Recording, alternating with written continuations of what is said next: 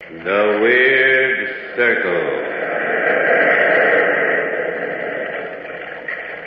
In this cave by the restless sea, we are met to call from out the past stories strange and weird. Bellkeeper, toll the bell, so all may know we are gathered again in the Weird Circle.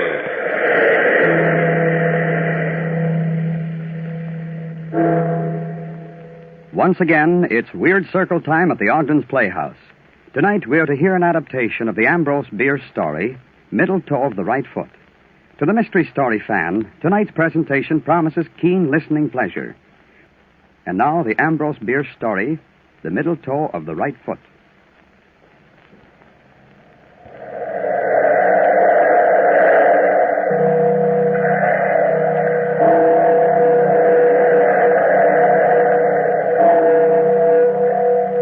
Out of the past, phantoms of a world gone by, speak again the immortal tale, the middle toe of the right foot.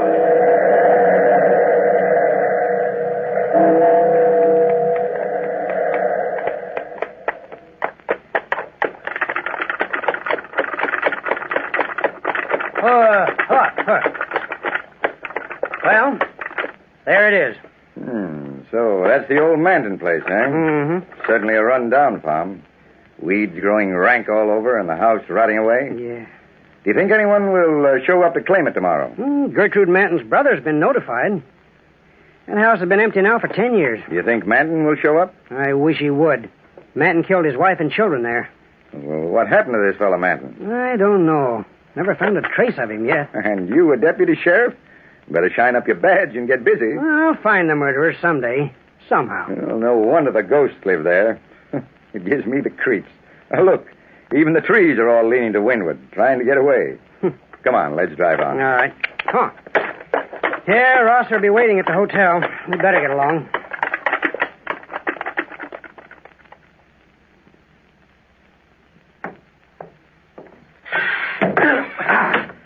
Why don't you look where you're going? Why, I'm sorry. I was only... Get out of my way. Some people are the clumsiest. Clerk, Good day, sir. I want a room. Yes, sir. Gladly. Will you sign the register?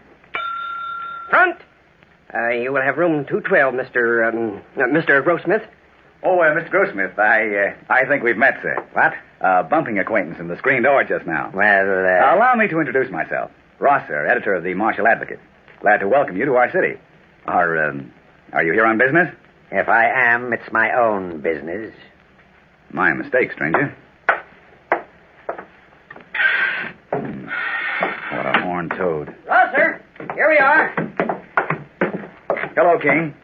Oh, you must be Mr. Sanchez. Yes, sir. How do you do, sir? Welcome to Marshall. It's good of you to meet us here, Mr. Rosser. We county politicians, like the deputy here and myself, can't get along without you great men of the press. Oh, shucks. Come on over here and sit down. That's right. Now, you want to talk about the Manton house first or the coroner? Oh, wait a minute. First, let's order something long and cold, huh? The Manton place will take care of itself. It's a good idea. That was a hot drive. Well, now, about this candidate for coroner, Rosser. I can't see, King, why a man can't be a good coroner just because he's got a cast in his eye. Well, you know, Rosser, I have a theory that any physical defect goes with some mental or moral defect.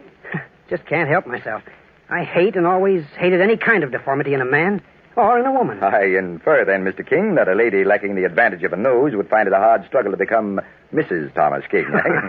Well, put it that way if you want, but seriously, I once nearly married a most charming girl who...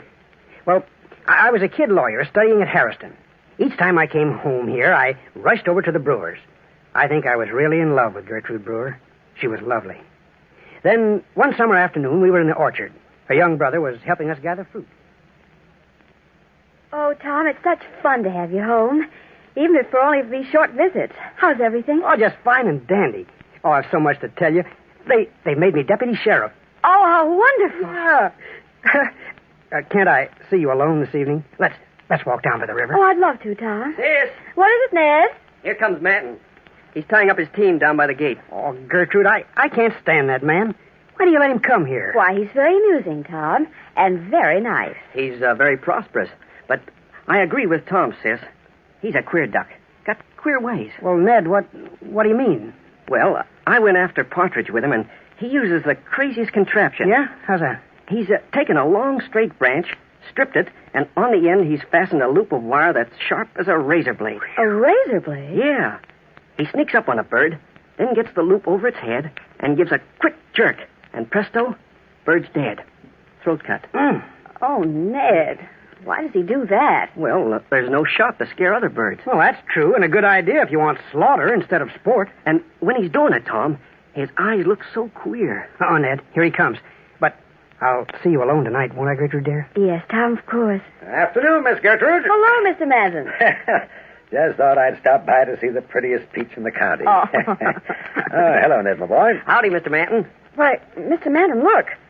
Your hands are stained. Oh, well, I'm sorry, Miss Gertrude. I've been doing a pretty job of butchering. Finest calves you ever saw. Oh. This is our friend, Tom King. He's been made deputy sheriff. Oh, good old law and order. Well, howdy.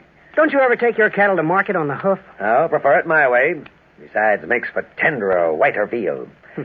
Well, young woman, you look mighty near perfect today. Mighty near. I think Gertrude looks perfect always. Well said, young sheriff. I guess by and large that everyone will agree that Miss Brewer here is an absolutely perfect specimen. No flaws, no faults. Now stop it, both of you. Well, as her brother, I'll say she's easy on the eyes. But a perfect specimen? Ha. No, she isn't. Now, Ned, behave. Ned, what are you talking about? Yeah, you tell him, sis. Oh, the boy's crazy. What's he driving at? Well, it's all so silly. I don't know why Ned mentioned it, but the fact is, if you must know, I have only 4 toes on my right foot. No middle toe. What? Cut off by accident? No, I was born that way. Oh, a branded filly, eh?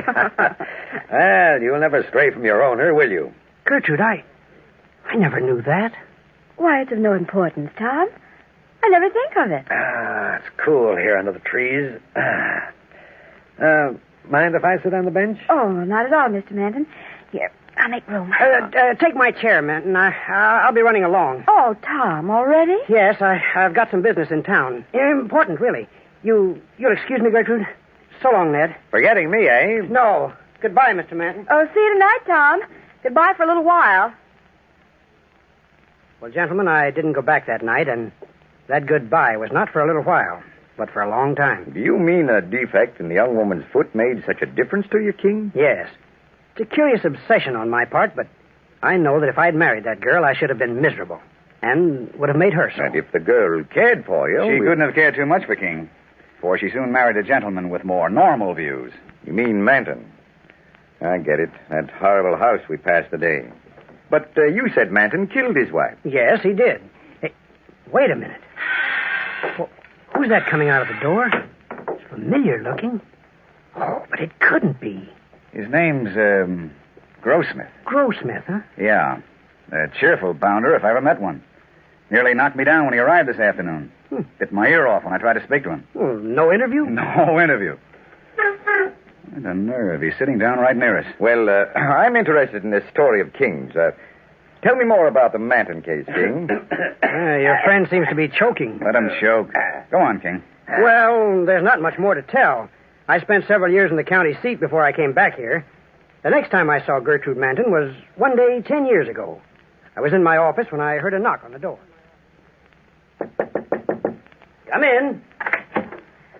Tom, it's I, Gertrude Brewer. Gertrude Manton. Gertrude! Oh, it's good to see you again. Why, you look... Don't try to be polite.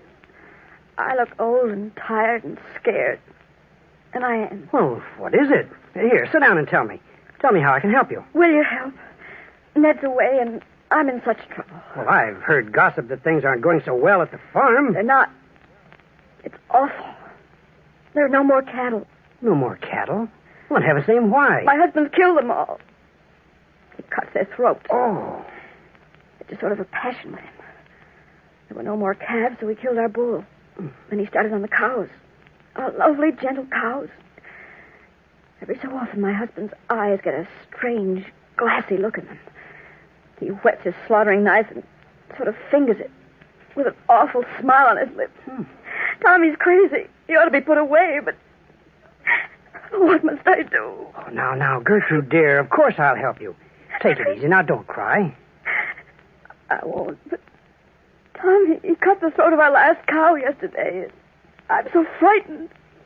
It's having a terrible effect on the children. Now, see here. Everything will come out all right. Please stop crying. I'm going to get Dr. Carter, and we'll drive out first thing in the morning. You will? Yes. Oh, that's wonderful. I won't be afraid anymore. Thank you, Tom. We'll see you tomorrow morning, then. Goodbye.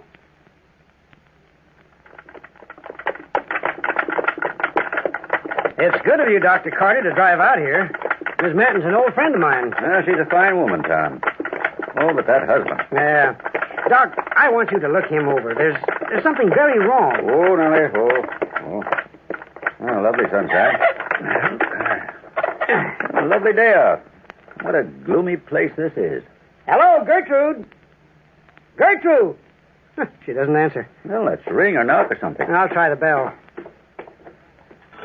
Look here, Tom. The door's open. Now, go on in. Gertrude! Where are you? This house has the emptiest feeling. Are you sure she knew we were coming? Well, we arranged it only yesterday. Oh, she must be here. There's no one in this room. Oh, let's go upstairs. Yes, you'd better. Come on. Doc, wait! Look, here on the stairs. This stain. It's sticky. That's blood. Dripping from... Hurry, Tom. Hurry up here. Good Lord. Little boy lying by the banister. Oh, his throat is cut. Gertrude! Where the devil is she? Doc, try the bedroom door. Tom, in here. It's Mrs. Manton, lying across the body of a little girl. Both their throats slit from ear to ear.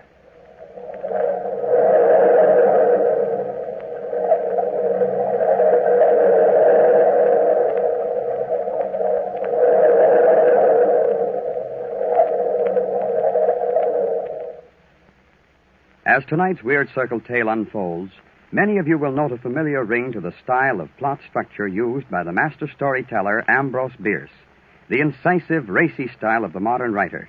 Written before the First Great War, the middle toe of the right foot still carries the modern touch. In short, the works of good writers live on through the years. And now back to our story. Sheriff Tom King, years ago, had been attracted to Gertrude Brewer, but ended his courtship when he learned that she lacked a middle toe on her right foot. She soon married the well-to-do but eccentric Robert Manton. This marriage ended in tragedy, for several years later the town was horror-stricken to learn that Manton, in a frenzy, had cut the throats of his wife and of their 2 children. Manton escaped. The house has been empty for 10 years.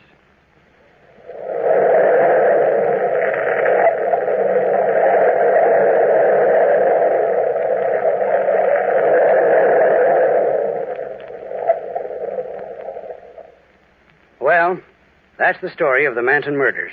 And a morning I'll never forget. Well, I don't wonder. It's a horrible story. Tom, you may be interested to know that this Grossmith, or whatever his name is, sitting near us here, has been glaring at you and taking in every word you said. Why the impudence? What do you think we ought to do about it? That's easy. Sir, I think it would be better if you'd remove yourself to the other end of the veranda. You are evidently not used to the company of gentlemen. I'll not be spoken to that way. Why, you ill-bred lout. You've listened to every word we've been saying. Now, easy, Rossi. You're a bit hasty and unjust. This gentleman's done nothing to deserve such language. I'll not take back a word. This man's been annoying me all day. Hold that tongue of yours, sir, and I'll cut it out. You will you? It's the custom of the country to demand satisfaction for an unwarranted blow. I now demand it of you. I'll give it gladly. I have no acquaintance in this place. Perhaps you, sir, will be kind enough to represent me in this matter. You mean me? Well, I don't especially like your manner or your manners, but I suppose I shall have to consent. My name is Sancher. Yours is Grossmith, I believe. Yes. Thank you, Mr. Sancher. And you, King, will act for me, of course. What's the matter? What are you staring at? He's looking at me, and I find it most objectionable. Why do you look at me like that, Mr. King? I find you very interesting, sir. You're giving me an idea. Oh, I've had quite enough of this. Get on with the arrangements, Mr. Sancher. Very well, sir. I'll toss a coin. As challenger, Mr. Grossmith has first call. If he wins, he may choose either the weapons to be used or the spot where the affair is to take place. Right. Satisfactory, gentlemen? Toss the coin. Here goes. What do you say, Grossmith? Heads. Heads it is. Then I've got my choice of weapons. Yes. What do you want, guns? Certainly not. Knives. Boy knives, and I insist that it be a duel in the dark with knives. Knives. I thought so. You like knives, don't you, Mr. Grossmith? Now, hold it, Tom. It's up to Rosser to say where this duel's to be. Well, I'll speak for you, Rosser. As your second, it is my privilege to make the arrangements. All right with me, King. Well, then, gentlemen, meet me here in 3 hours. Right. It'll be dark then, and I shall drive you to the place I have chosen for this strange encounter. Mr. Sancher, I depend on you to buy the longest knives you can find in this town. I'll be here at 9 o'clock.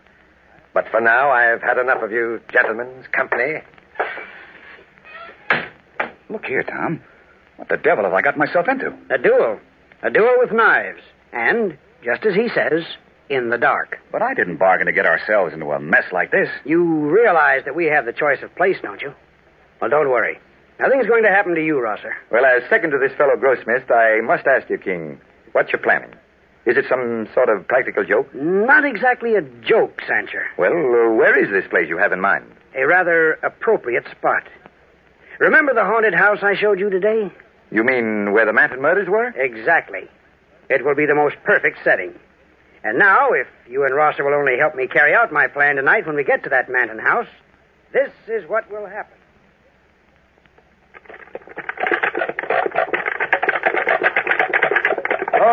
Go up. All right, here we are. Come on. Get out, Grossmith. This is the place. What are you waiting for? By heaven, this is a trick. Well, of course, Mr. Grossmith, if you're afraid of spooks, why... I'm afraid of nothing. I'm coming. The choice of place for this duel was ours, Mr. Grossmith, and we have chosen this house. Go in, please. Boy, it's dark as Hades. Well, here, wait a minute. I got a candle. I'll light it. There. That's better. Now, here's the room. The dust is a foot thick. Yeah, these infernal cobwebs. They're like rotting cheesecloth. Come, gentlemen, I'll hold the candle high so you can look into the room. It is large and square, as you see. No fireplace, no furniture. Only this door and 2 windows, which are boarded up. It will be utterly dark. Mr. Sancher, is everything all right? I think the gentlemen should remove their hats, coats, and vests. All right, but I don't see the sense to it. Shall we leave them here in the passage? Yes. Very well. And now, gentlemen, here are the knives. They are exactly alike. You may examine them by the candlelight, and while you do so, I shall search you, Mr. Rosser. Nothing. Now, let me hold the candle, King, while you search my principal. Right. Well, I'm satisfied. Well, Sancher, I think we're ready. If it is agreeable to you, Mr. Grossmith, will you place yourself in that corner, the one farthest from this doorway? Well, I can't see a thing. Feel your way along the wall. And now, Rosser, you here in this corner nearest the door. Right. Now, gentlemen, you are both in position. Remember, you are not to start fighting or move until you hear the closing of the outer door. I shall now blow out the candle. There. There's the darkness you asked for, Grossmith. We leave you now. Good luck, Rosser. Goodbye, Mr. Grossmith. Are you with us, Rosser? Right behind you. Then here goes the outer door. All right, Rosser. Come out of that corner. My knife is waiting for you. My knife. I love a knife. I'll carve you up, you blackguard. Well, why don't you say something? Rosser, where are you? Come out of that corner. Very well, I'll get you. You sniveling fool, are you afraid? Oh, a corner. But I'm getting nearer to you, Rosser. Why don't you move? The door. Now. There's no one here. Rosser, where are you? I'll get you.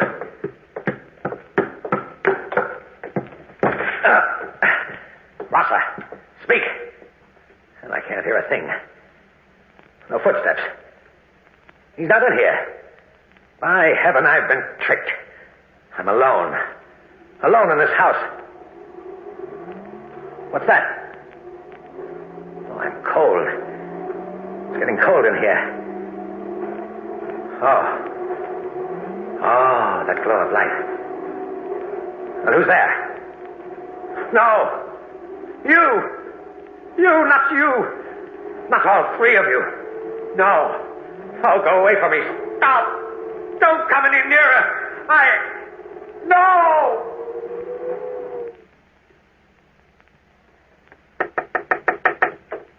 Come in. What's the big idea of sending for me so early in the morning? Oh, hello, Sancher. Hello. Did he get you here, too? Yes, he did. Well, Tom, what is it you want? Boys, that hoax we framed up last night doesn't look so good this morning. How do you mean? It's got me in a spot. You see, there's something about that fellow Grossmith I didn't tell you in Sancher. I drove right back to the house after I left you boys last night, and though I called and yelled at him, there wasn't a sound. He wasn't there. And he didn't come back to the hotel. Well, what do you care? I never want to see the fellow again. But I've got to find him. Well, I never should have let him get away. just what do you mean by that, Tom? Well, I mean just this. When Grossmith challenged you, I thought I recognized him. Yeah, that fellow isn't Grossmith at all. Huh? He really is... Hello, Tom. I guess I'm early. Ned Brewer. Well, I didn't expect you here this early. Well, I got tired waiting for you and the county commissioner. I'm glad to see you again, Ned. You know Sam Rosser, the advocate? Of course. How do you do? Welcome back, Ned. And this is the commissioner, Mr. Sancher. Glad to meet you, sir. How do you do? I'm Gertrude Manton's brother. I guess so. Well, Mr. Brewer, the county will be glad to give over the custody of the farm, and since you're here, we might as well drive right out there and get the business over with. What do you say, Tom? Sure. I'd like it mighty well if Rosser here came along as a witness. Well, why not? Of course. Make a good feature story for my paper.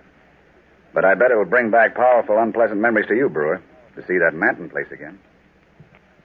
I wish I didn't have to come out here. This place drives me crazy. Such ghastly recollections. I can't ever forget that day. No, nor can I, Ned. It was stark horror. Unbelievable. Poor Gertrude. What happens now, Mr. Sancher? Well, we wait here till noon. It's nearly that now. Good. And then, if no other claimant puts in an appearance, the state law says I hand the custody of the place over to you as the rightful heir. I don't know what I'll do with the place. I certainly never want to see it again. Well, let's go inside. The door's unlocked.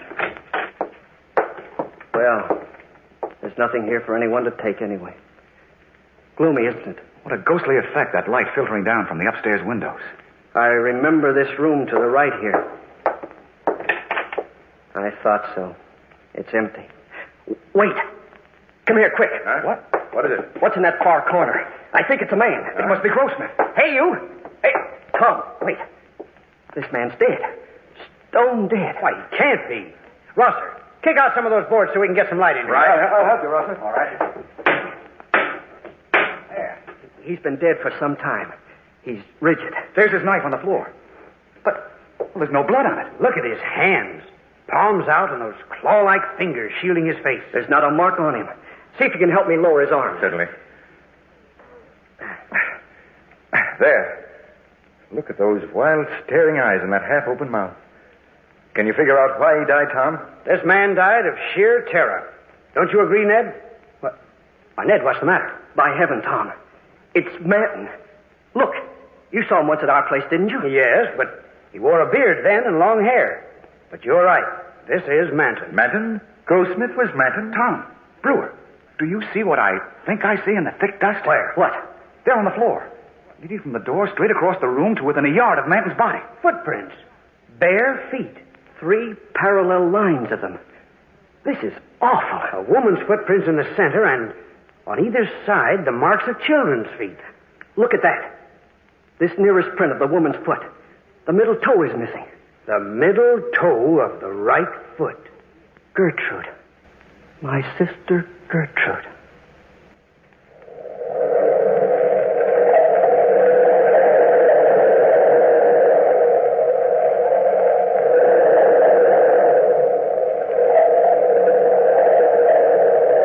From the time-worn pages of the past, we have brought you the story, The Middle Toe of the Right Foot.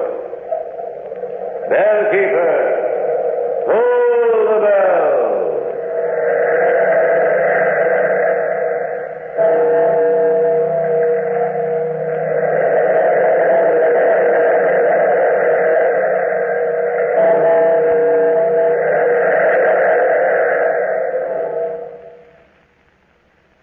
Tonight's presentation brings to a close the present series of Weird Circle stories at the Ogden's Playhouse. For the past 39 weeks, we've brought you the great mystery classics by the world's master storytellers with the thought that in the entertainment offered you would find enjoyment. If the presentation of this Weird Circle series has attained that objective, Ogden's feels that the purpose of the series has been met.